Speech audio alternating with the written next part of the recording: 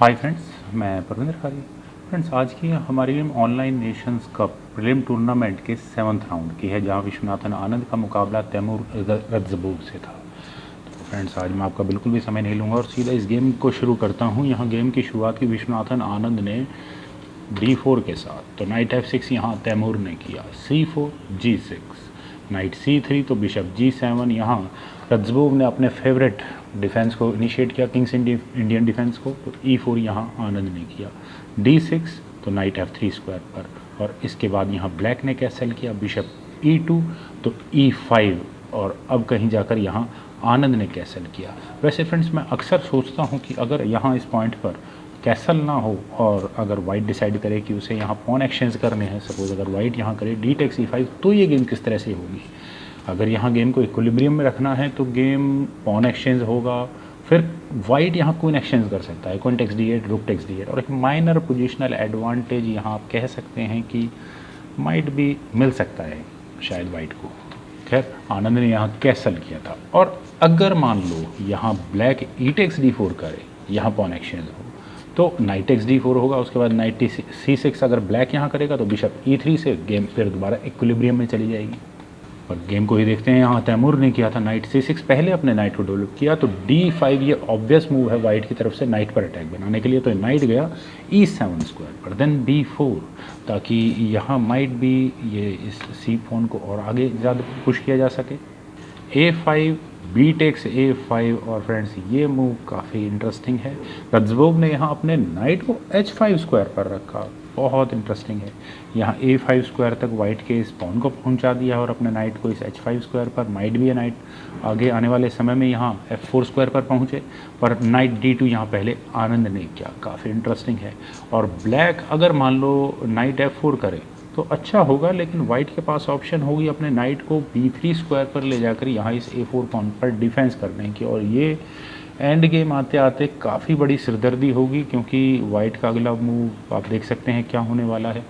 तो तैमूर ने यहाँ पहले किया rook takes A5, then night B3, और नाइट B3 करने के बाद रुक पर अटैक बना। और फ्रेंड्स, अब मेरे ख्याल से ब्लैक के लिए यहाँ थोड़ी प्रॉब्लम्स हो चुकी है। पहले तो यहाँ ब्लैक को अपने इस रुक को बचाना होगा, रुक गया A8 स्क्वायर पर, लेकिन यहाँ ब्लैक को अब अपना एक पॉन गंवाना होगा with the cost of castled pawn structure, bishop takes H5, G takes H5, then queen takes H5। और अगर मैं बात करूं कि एक पॉन के बदले में अगर यहाँ ब्लैक को मिला क्या है, तो हम सिर्फ ये कह सकते हैं कि ब्लैक के पास बिशप पेयर बचा हुआ है।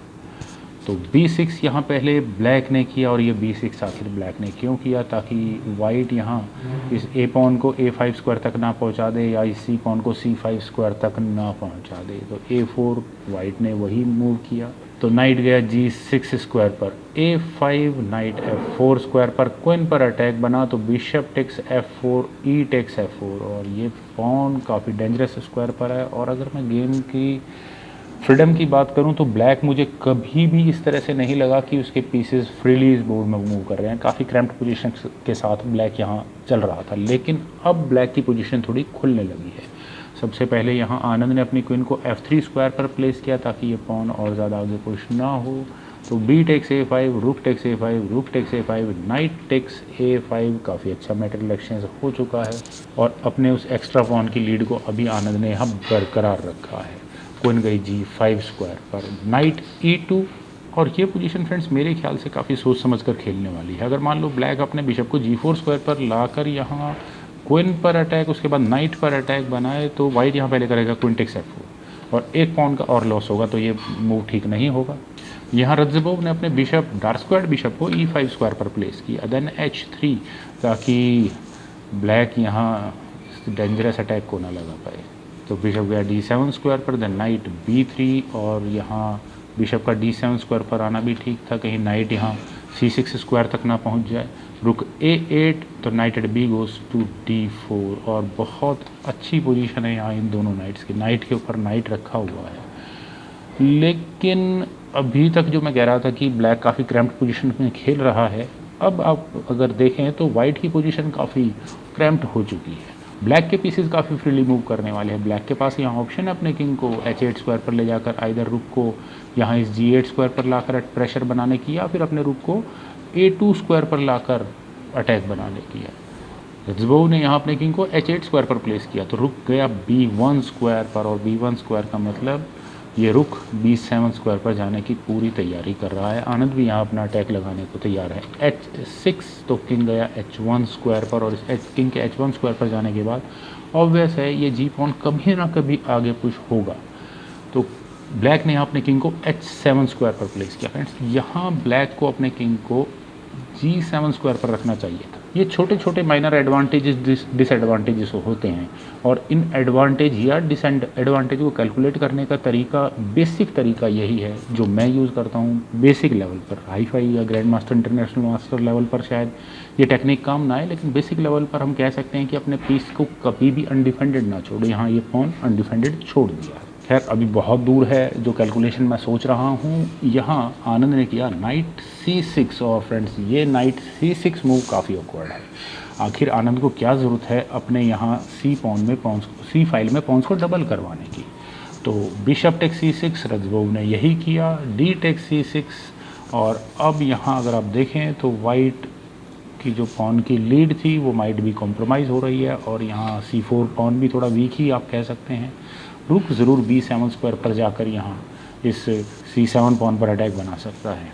और जैसा कि मैं थोड़ी देर पहले कह रहा था कि ब्लैक को यहाँ ज़रूर अपने किंग को g7 स्क्वायर के नज़दीक रखना चाहिए था, लेकिन ब्लैक ने यहाँ अपने रुक को a2 स्क्वायर पर प्लेस किया, और वे आनंद की गेम को ज़रा यहाँ समझने में गलती कर गए।